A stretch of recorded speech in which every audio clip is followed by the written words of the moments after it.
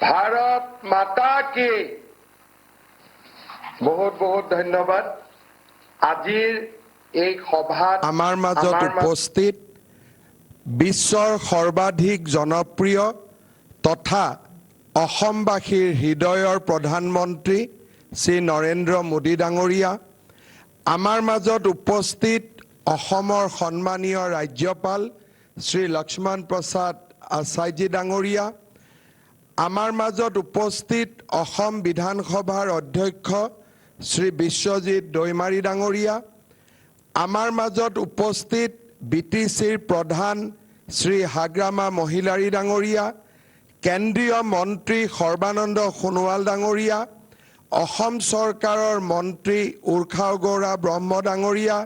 চৰণ বড়ো ডাঙৰীয়া জয়ন্ত মল্ল বৰুৱা ডাঙৰীয়াকে আদি কৰি আজিৰ সভাত উপস্থিত সন্মানীয় ৰাইজ আই মাতৃসকল আৰু যুৱক যুৱতী বন্ধু বান্ধৱীসকল আজি ভাৰতৰ প্ৰধানমন্ত্ৰী নৰেন্দ্ৰ মোদী ডাঙৰীয়া কোকৰাঝাৰলৈ আহি আপোনালোকক সম্বোধন কৰাৰ কথা আছিলে কিন্তু বতৰৰ প্ৰতিকূলতাৰ বাবে তেখেত কোকৰাঝাৰলৈ আহিব নোৱাৰিলে যদিও গুৱাহাটীৰ পৰাই তেখেতে আপোনালোকক সম্বোধন কৰিব আৰু বিটিচি বাসীক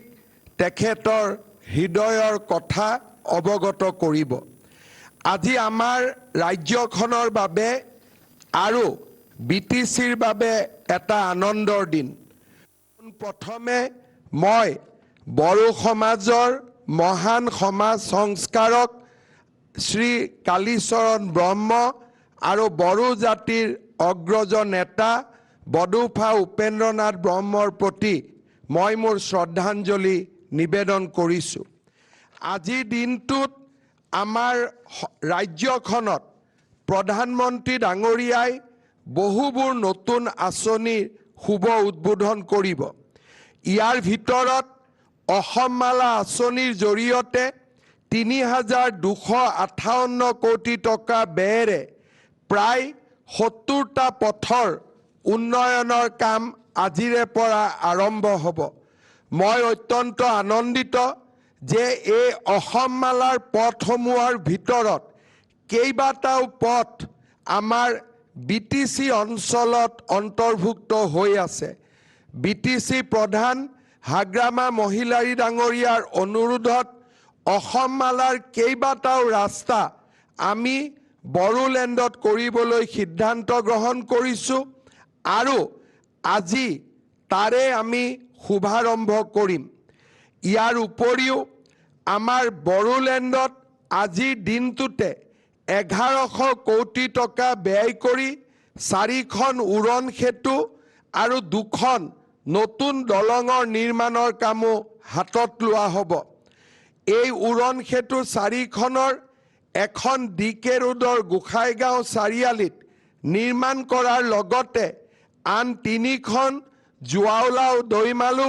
পথৰ বালিজান তিনিআলি দেৱৰগাঁও জংচন আৰু তিতাগুৰিত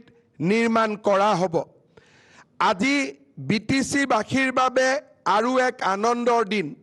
প্ৰধানমন্ত্ৰী নৰেন্দ্ৰ মোদী ডাঙৰীয়াৰ নেতৃত্বত বিটিচিৰ শান্তি চুক্তি স্বাক্ষৰিত হৈছিলে আৰু সেই চুক্তিত প্ৰধানমন্ত্ৰী ডাঙৰীয়াই বড়োলেণ্ডৰ আৰ্থ সামাজিক বিকাশৰ বাবে কেইবাটাও নতুন কাম হাতত লোৱাৰ প্ৰতিশ্ৰুতি দিছিলে আজি বিটিচি প্ৰশাসনে দিয়া ভূমিৰ ওপৰত বাঁশবাৰীত ৰেলৱে মন্ত্ৰালয়ে ৱাগন পিৰিয়ডিক অভাৰহলিং ৱৰ্কশ্বপ প্ৰায় ২৫৬ কোটি টকা ব্যয়েৰে নিৰ্মাণ কৰিব ইয়াৰ উপৰিও প্ৰধানমন্ত্ৰী ডাঙৰীয়াৰ নেতৃত্বত আজি কোকৰাঝাৰ ৰেল ষ্টেচনক সংযোজিত কৰি কামাখ্যা আৰু চৰলাপল্লীৰ মাজত অমৃত ভাৰত এক্সপ্ৰেছৰ শুভাৰম্ভণি হ'ব গুৱাহাটী নিউ জলপাইগুৰি এক্সপ্ৰেছ আৰম্ভ হ'ব আৰু নাৰেংগী আগৰতলা এক্সপ্ৰেছৰ কামো আজিৰ পৰা নাৰেংগী আৰু আগৰতলা এক্সপ্ৰেছো চলিবলৈ আৰম্ভ কৰিব প্ৰধানমন্ত্ৰী ডাঙৰীয়াই আজিৰ সভাতেই তেখেতৰ কৰকমলেৰে এই আটাইবোৰ আঁচনিৰ শুভাৰম্ভ কৰিব। শ্ৰদ্ধা ৰাইজ, হাগ্ৰামা মহিলাৰী ডাঙৰীয়াই উল্লেখ কৰাৰ দৰে খুব কম দিনৰ ভিতৰতে আমি ভূটান আৰু কোকৰাঝাৰক সংযোজিত কৰি নতুন ৰেলৱে লাইন গেলেফু আৰু কোকৰাঝাৰ ৰেলৱে লাইনৰ নিৰ্মাণৰ বাবেও আমি কাম হাতত লৈছোঁ। শ্ৰদ্ধা ৰাইজ, আপোনালোকে দেখা পাইছে যে যোৱা 5টা বছৰত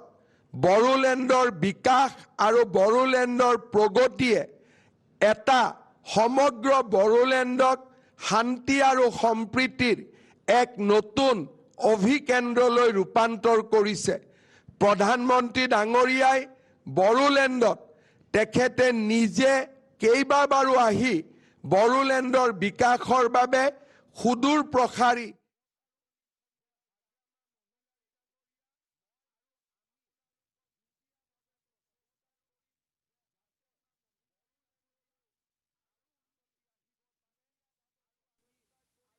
যাতে বড়োলেণ্ডলৈ আৰু উন্নতি আহিব পাৰে আৰু আমি আৰু আগুৱাই যাব পাৰোঁ। শেষত এটা কথা মই নিশ্চয় ক'ব লাগিব, আপোনালোকে জানে যে কেইদিনমান আগতে প্ৰধানমন্ত্ৰী ডাঙৰীয়া গুৱাহাটীলৈ ছ'চিয়েল মিডিয়াৰ জৰিয়তে বাগৰুম্বা নৃত্য 1.5 কোটি মানুহতকৈও বেছি সমগ্ৰ বিশ্বতে মানুহে এই বাগৰুম্বা নৃত্যক দৰ্শন কৰিছিলে বা চাবলৈ সক্ষম হৈছিলে।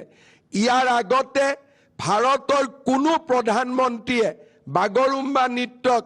ইমান সন্মান জনোৱা আমাৰ সমসাময়িক ইতিহাসত আমি কেতিয়াও দেখা নাছিলোঁ। বড়ো জাতিৰ প্ৰতি তেখেতৰ থকা অসীম শ্ৰদ্ধাৰ বাবে নতুন দিল্লীত বডুফা উপেন্দ্ৰনাথ ব্ৰহ্মৰ প্ৰতিমূৰ্তি নিৰ্মাণ কৰিছে আৰু নতুন দিল্লীত তেখেতে বডুফা উপেন্দ্ৰনাথ ব্ৰহ্মৰ নামত ৰাস্তা পৰ্যন্ত উৎসৰ্গা কৰিছে। মই প্ৰধানমন্ত্ৰী ডাঙৰীয়াক বড়োলেণ্ডবাসী আৰু অসমবাসী ৰাইজৰ হৈ আকৌ এবাৰ ধন্যবাদ জনাইছোঁ আৰু মই আপোনালোকক প্ৰতিশ্ৰুতি দিছোঁ যে আমাৰ BTC প্ৰধান হাগ্ৰামা মহিলাৰী ডাঙৰীয়া আৰু মই দুইজনে একেলগে কাম কৰি বড়োলেণ্ডৰ সৰ্বাংগীন বিকাশৰ বাবে প্ৰধানমন্ত্ৰী ডাঙৰীয়াৰ নেতৃত্বত আমি কাম কৰি যাম। সকলোকে আকৌ এবাৰ মোৰ ধন্যবাদ আৰু শ্ৰদ্ধা জনাই মই মোৰ বক্তব্যৰ সামৰণি মাৰিছোঁ। ধন্যবাদ। জয় হিন্দ, বন্দে মাতৰম।